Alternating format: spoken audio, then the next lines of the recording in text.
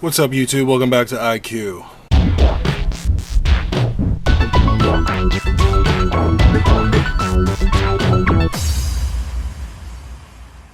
What's up, everybody? I'm LM. This is Indoor Quadcopters, and today we're going to take a look at the SKYRC Quattro micro battery charger. We did an unboxing a few videos back, and I got some requests asking me to do an overview on it, so wanted to get that done. Pretty nice one-cell charger, but it's got 4 ports, so you basically could do 4 batteries, different batteries, all at once. It's dual powered, so you can use AC if you're out in the field. You can use DC, so that's nice. If you flip it around, it'll give us all the specs that we may need.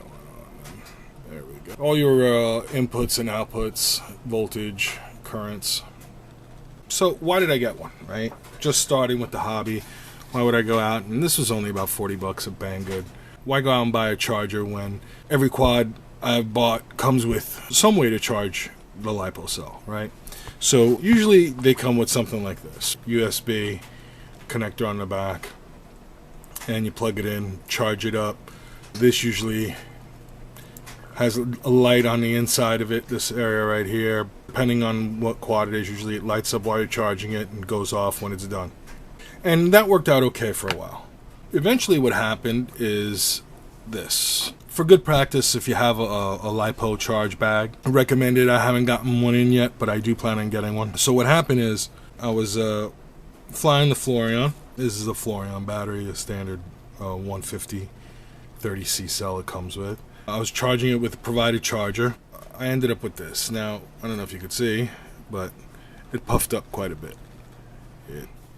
This here, like so. This way we can get better image.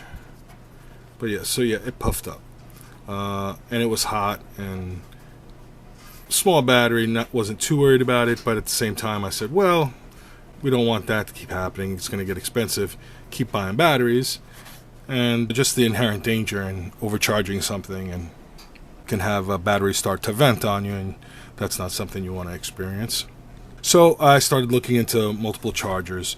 SKYRC, the name came up quite a bit. This particular charger also comes rebranded from High-Tech. Same exact charger, just believe it's red color. Same exact specs. So let's check it out, get into it, and show you how it works. I'm going to just go ahead and plug that into the AC. Boots up. Pretty sure you guys will be able to see that. Now, here's the one thing I noticed. The specs say that it's supposed to go from 0.1 to 1 amp.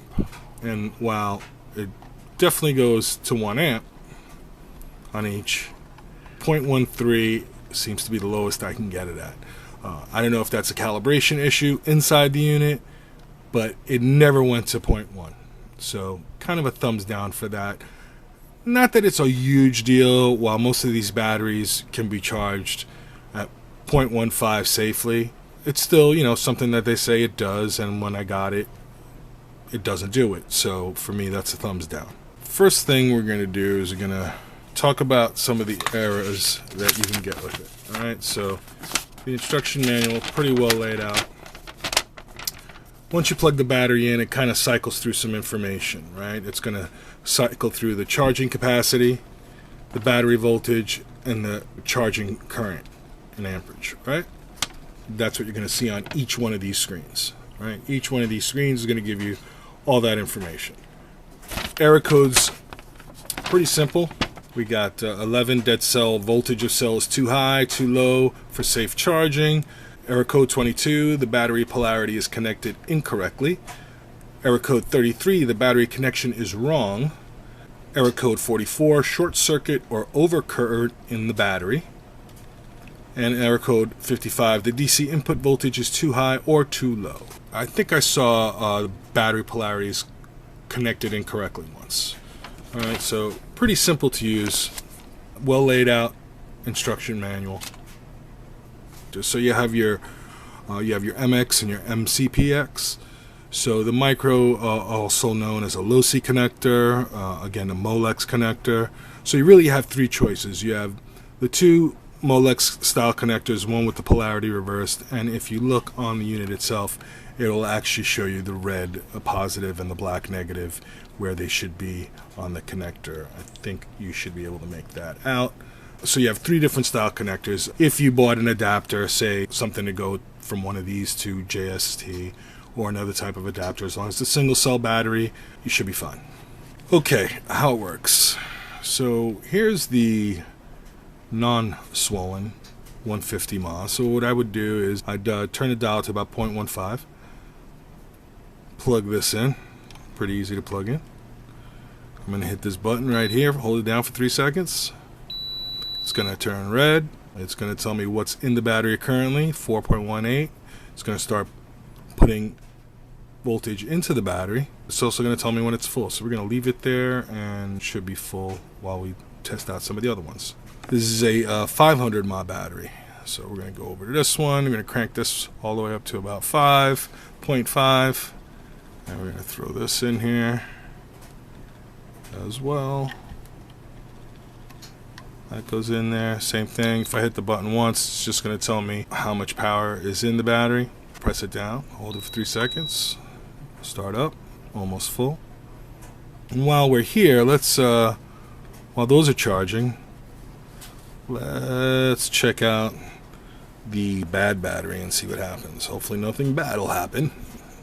And if it does, I promise to edit it out so you guys don't have to be subject to the violence.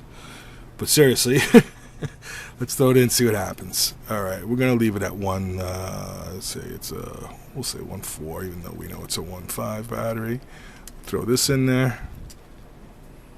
I'm going to go ahead and hit that button once. It actually tells me that it can charge. So let's see what happens if I hold down the charger. It's actually charging. I don't think that's a safe battery to charge, so I'm going to go ahead and turn that off and unplug that. It should have an error code. It should understand that this battery is abused and should prevent you from charging. Let's see what happens if I throw it into the, yeah, it tells me reverse polarity. The polarity is wrong. I guess this battery can still take some charge. Probably not the safest bet, so we're going to go ahead and put that aside. That's another kind of a thumbs down from me. I really expected that not to fire up, to let me know that, hey, you know what, this battery is done. And it did not do that. So there's also these types of chargers you can get. These work okay. The only problem is you have no idea, you know, what's going into the battery at what time, and a lot of times these connectors aren't that great. They jiggle, they don't work, the lights will flicker, and not my favorite way to charge. All in all, even with its shortcomings, the fact that it only goes down to, mine particularly only goes down to 0.13, and the fact that even though it was a bad battery and it was obviously bad, it was still taking a charge. Even with all the issues that we just came across just now checking it out, it's a good idea to have a good charger. And hopefully if there's a short or something, that would read. I don't have the equipment to do that. I'm not ready to sacrifice batteries to test out. We did see the reverse polarity did work, so that's a plus. Right now what we're going to do is we're going to put this down and we're going to let the video run. This way you can see what it looks like when it's fully charged and what happens to the screen. Move that back and we'll be back shortly.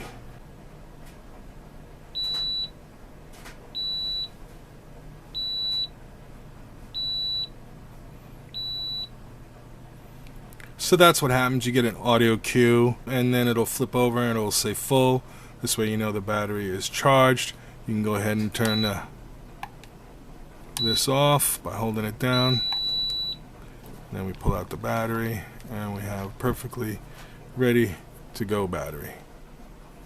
We'll wait on the other one. Before this finishes up, a point I wanted to show you is that once you do have it charging, you can go ahead and move the dial around and it will not affect what's going on with the charge, which I thought was pretty important. Put this up over at Banggood. It's about $40. Definitely get one if you're flying a lot of single cell, mini, micros, nanos.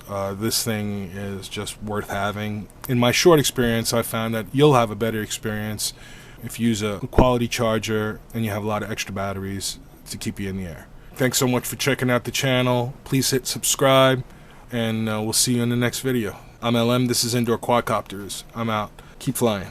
Peace.